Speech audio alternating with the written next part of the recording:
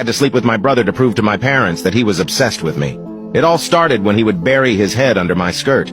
He kept challenging me to climb an old treehouse, which I finally did, only to realize he could see up my skirt as I climbed. I screamed at him to stop looking, and he acted like I was disgusting for thinking he was looking. The whole situation was super weird, so I just let it go and never mentioned it again. A few months later, I caught him looking at my photos on my phone. Of course, a big fight happened, and my parents got involved. He told them he was trying to delete an ugly photo I had taken of him somehow. My parents saw it as if we were both in the wrong. I didn't have anything scandalous there, but it just felt so wrong for him to be looking at my photos. 2 years later, when we were moving to a new house, my brother and I found out we would be sharing the same bathroom. My brother acted annoyed, but I could see the smile on his face. He never knocked when I was in the shower. Instead, he just tried to see if the door was locked. Eventually, the inevitable happened. I forgot to lock the door, and he barged in. Fortunately, I was still dressed. I told my parents about it, and instead of the solution being that he should knock, the solution was that I should use the guest bathroom downstairs. Just when I thought it couldn't get worse, it did.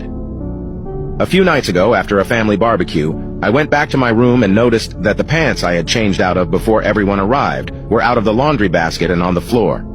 When I got up to do the laundry the next morning, I realized that the panties I was wearing with those pants were missing. I wanted to scream my brother's name and storm into his room, but it would be pointless. The idea of confronting him about it and him trying to manipulate me again was so exhausting that I simply didn't say anything. I knew my younger brother was guilty, but I had no concrete proof, and I was sure that if I confronted him or told my parents, he would just try to manipulate me again and make me feel crazy. As I suspected, a few days later, I noticed that some of my bright pink and orange thongs were missing from my dresser. But this time I didn't say anything and acted like I didn't know. The next part of my plan was a bit sneaky, as I suspected. A few days later I noticed that some of the bright pink and orange panties were missing from my dresser. But this time I said nothing and acted like I didn't know anything. The next part of my plan was a bit sneaky. I was thinking about how to get him to hit on me or something like that, so I could record it and show my parents.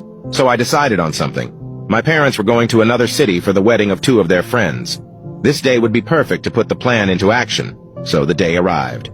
I thought of all the ways to provoke him, and the most effective way I found was to pretend I was using the bathroom and stay inside wearing just the bottom of my bikini, waiting for him to barge in as he always did. As expected, he broke in through the door as usual, but I didn't expect the reaction he had.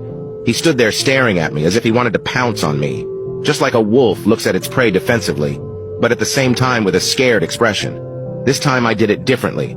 I didn't scream, I didn't move away, I didn't make a scene. I just stared into his eyes with a tempting expression. I smiled and asked, "Do you like what you see?"